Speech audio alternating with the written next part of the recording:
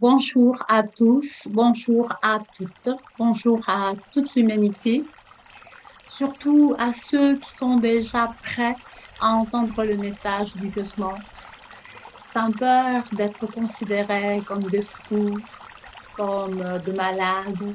Je suis Mahashakti Saraswati et j'ai un message pour vous. Il y a 7 ans, plus ou moins, oui, précisément le 9 novembre 2013, lors de cette communication que je transcris dans un livre intitulé Encore pour pleurer, qui a écrit L'Esprit de la Lumière. Euh, J'avais aussi reçu un message qui m'a été livré par l'Esprit de la Mère Terre, l'esprit des Gaïa, la Terre. Gaïa, c'est un son qu'on entend quand cet esprit communique avec nous et on entend quelque chose comme Gaïa, Gaïa. Et elle disait que elle allait bientôt accoucher et que son travail d'accouchement venait de commencer.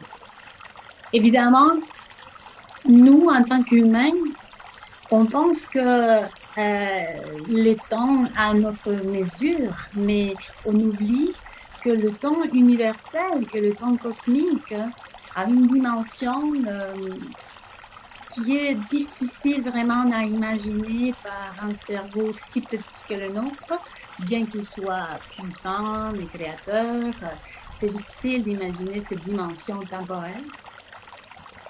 Alors, elle disait que son travail d'accouchement venait de commencer. Elle se trouvait donc à la première phase de ce grand processus de transformation qui, évidemment, allait toucher l'humanité complète. Ça a tout ce qui vit sur elle, tout ce qui se nourrit d'elle.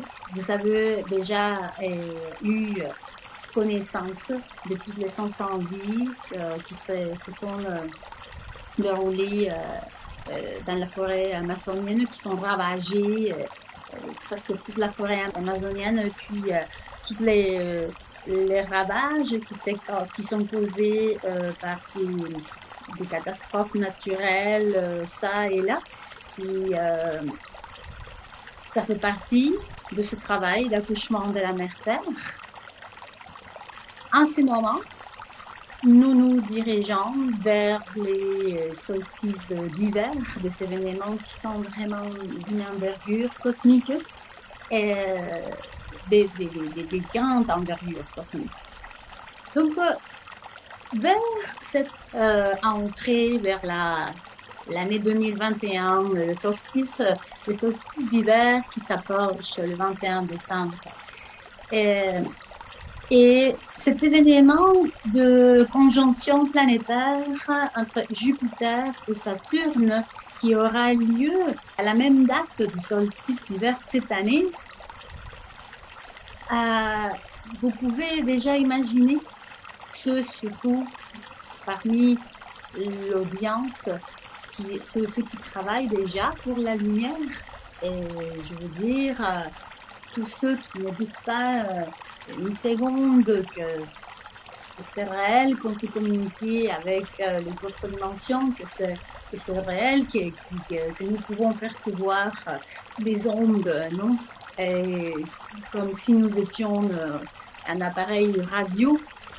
Ceux qui ne doutent plus que les autres dimensions existent, qu'il y a des êtres qui habitent dans toutes les dimensions, qu'il y a en plus du niveau terrestre, il y a les niveaux spirituels, cosmiques, il y a les niveaux aussi de l'inframonde, des énergies, mais au niveau spirituel, l'univers est très vaste et que nous ne sommes pas que des corps et que nous savons plusieurs corps énergétiques, et physiques, le mental, vous voyez, tout ce qui est psychique et qui est invisible à nos yeux. Donc vous qui travaillez dans la lumière déjà, vous qui travaillez pour la lumière, qui consacrez, comme c'est mon cas, ma vie entière au travail dans la lumière pour la lumière. Ça rejoint aussi l'ensemble des lumières obscurité, parce que même dans l'obscurité, la lumière est créatrice. Bon, à vous tous, des doulas, des curanderos, des guérisseurs, des personnes qui sont des pratiquants pour des soins énergétiques, de masothérapeutes qui vont au-delà du corps. Non, si parmi aussi d'entre vous, il y a des médiums, d'autres chamans. Donc, tout, c'est le moment maintenant de nous réunir. De nous réunir dans les plans spirituels, de nous rencontrer, d'amalgamer toute notre substance pour pouvoir aider la Terre-Mère dans ce processus difficile qu'est son accouchement. Son accouchement peut durer plusieurs années. Je ne sais pas sur combien de temps est-ce que ça va s'étendre, parce qu'on ne peut pas savoir ou avoir une idée arrogante du temps géologique, cosmique. Non, mais la seule chose que je sais, dont je peux être sûre, c'est que ça va durer longtemps, cet accouchement. Et comme tous les êtres qui accouchent, ça veut dire comme tous les êtres féminins qui ont des tissus et des appareils préparés à l'accouchement, à la gestation et à l'accouchement, mais ça va être évidemment très difficile et très douloureux. On peut être déjà préparé à être témoin de toutes sortes de catastrophes au niveau physique, au niveau matériel, au niveau intellectuel, à tous les niveaux, et il faudra être très, très fort. Je parle nous les travailleurs de la lumière. Il faut être très fort pour pouvoir guider les autres, pour pouvoir être là quand les autres vont avoir besoin de nous. Alors ça, c'est une convocation à vous tous à arrêter de travailler dans l'ombre, à se montrer, à partager dans votre communauté, avec vos amis, avec les gens que vous aimez, avec les gens qui vous suivent, avec les gens, oui, de travailler dans la lumière, dans la vérité, à faire chacun son travail, dépendamment du niveau de conscience où tu te trouves. Tu as un travail à faire. Si tu es calme, si tu médites, si tu respires, si tu es dans le silence, tu pourras entendre le cœur de la lumière qui bat dans le cœur de la terre, qui s'exprime, qui a besoin d'une pause. Il y a tout généré pour avoir cette pause bien méritée. Et c'est pourquoi cette pandémie est là, cette situation il peut avoir plusieurs lectures, on ne va pas rentrer dans des détails, mais finalement, tout a été extrêmement positif parce que comme ça, on a eu le temps de penser, de réfléchir, et surtout ceux qui étaient entraînés par le chaos de la vie quotidienne, par les idées égocentriques, par tout ce qui est juste un distracteur de l'essence spirituelle. Maintenant, on est forcé à rester chez soi plus longtemps que d'habitude et à faire quelque chose avec sa liberté, avec son temps. On peut bien prendre beaucoup de notre temps pour respirer, pour s'aligner, pour maintenir tous ces chakras ouverts et attendre le moment que le message arrive et que tu puisses communiquer au monde sans peur d'être jugé fou, folle, démente. Si ça t'intéresse plus, oui, si ça te regarde pas que les gens te disent fou, folle, que t'as perdu les pédales. Donc, bon. Alors, t'es prêt. T'es prêt pour venir et conformer cette armée d'âmes conscientes qui pourront aider l'humanité à changer parce que les esprits supérieurs ont besoin de nous, ont besoin de toi et de ton monde qui est autour de toi. Parce que si tu as été appelé par le même message que moi, tu vas rejoindre ce message et tu vas me rejoindre dans ton cœur. Tu vas te sentir touché par mes mots. Tu vas savoir que j'ai dit la vérité et tu vas continuer de communiquer ce message au monde sans avoir peur du jugement. Alors, nous nous approchons. Aujourd'hui, c'est le 9 décembre 2020 et nous nous rapprochons du solstice d'hiver 2020 et de la conjonction Jupiter et Saturne depuis 800 années que ça ne nous arrive. Et c'est vraiment quelque chose de magnifique. Je parle pour moi. Je n'ai pas perdu la capacité de m'émerveiller devant ces événements grandioses de la nature. Puis c'est merveilleux que je puisse, dans cette incarnation, voir que ça arrive, que cette conjonction est là. C'est merveilleux. Pour ceux qui connaissent un peu d'astrologie, la planète Saturne se comporte comme le père, dans certains cas le grand-père, qui est forcé d'élever son enfant. Et la plupart des fois, il est forcé d'élever son enfant avec des châtiments, parce qu'il a gagné. Si tu ne fais pas bien les choses, mais il va falloir attirer ton attention d'une certaine manière, oui, mais c'est juste pour ton bien. C'est dans le but de te faire, de t'obliger à devenir une meilleure personne. On n'a pas d'option. OK? Alors ça, c'est, encore une fois, une convocation à tous les êtres de lumière, à tous les travailleurs de la lumière. Vous qui, ça fait déjà longtemps, qui êtes en préparation pour ce moment-là, que certains d'entre vous avaient reçu déjà les mêmes messages, peut-être que tu ne l'avais pas compris, mais alors peut-être que mon message aujourd'hui peut t'aider à bien comprendre, à savoir que tu n'es pas seul, que tu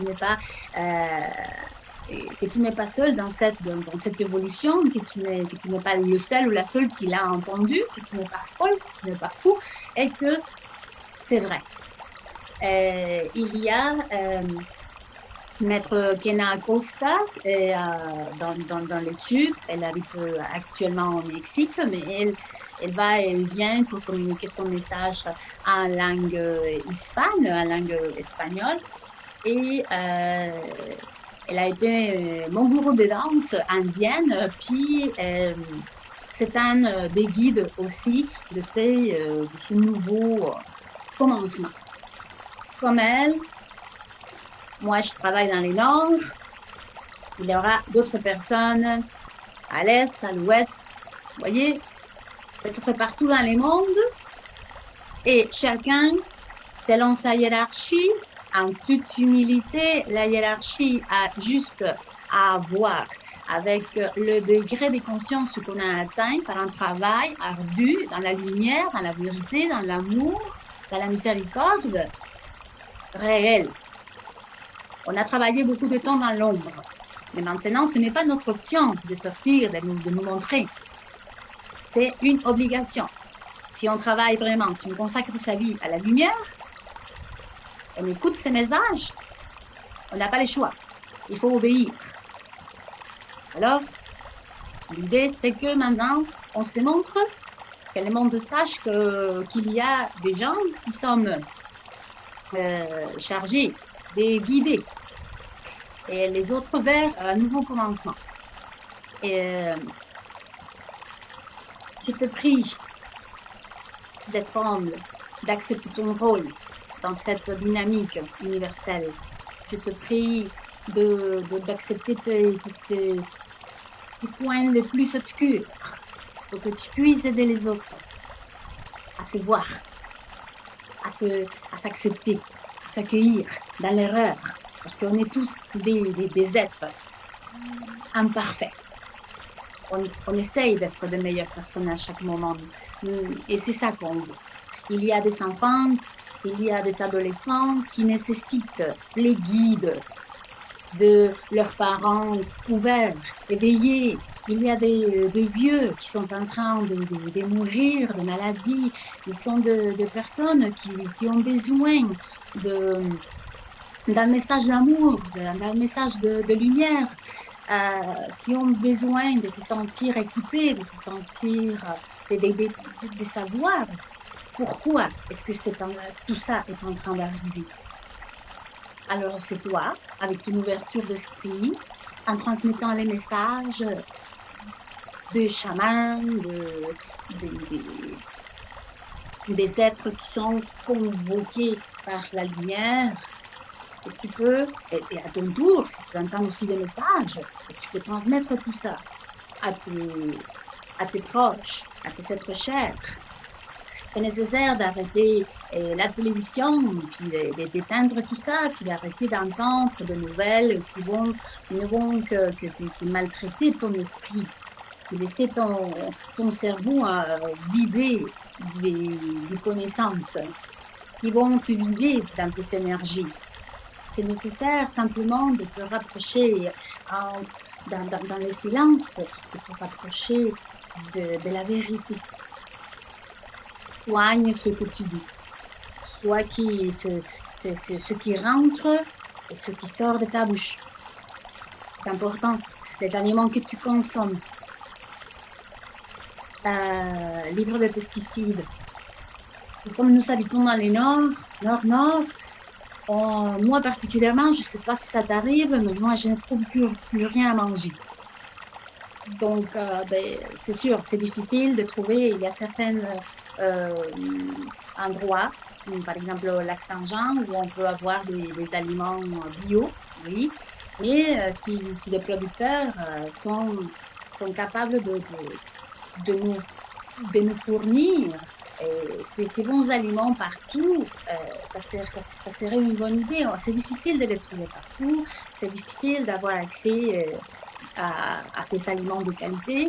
Et parfois, si tu dois choisir entre un fruit ou un légume contaminé et rien du tout, je pense que c'est mieux, juste de l'eau. Il faut aussi soigner de quel type d'eau on boit, que de consommer des pesticides. Donc c'est vraiment comme une invitation à la réflexion, à la méditation profonde, oui, et qu'on puisse tous nous diriger vers la même direction, et comme ça va être plus facile. Savoir qu'on peut compter sur des personnes qui peuvent nous aider au niveau des aliments, comme je disais tout à l'heure, et trouver des coopérations pour les gens qui peuvent, c'est-à-dire chacun dans sa mission de vie, offrir aux autres ses services.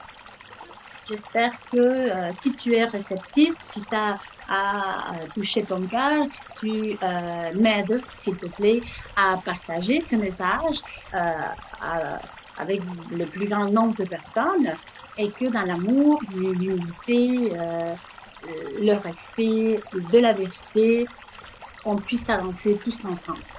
Je te souhaite une belle journée. Je te remercie du fond du cœur. Il faut remercier pour toutes les choses qu'on a, pour être en vie, pour être en santé, et il faut se connecter à la gratitude infinie, à la miséricorde infinie, à la paix, à l'amour véritable, sans compétition. Merci beaucoup de m'avoir écouté.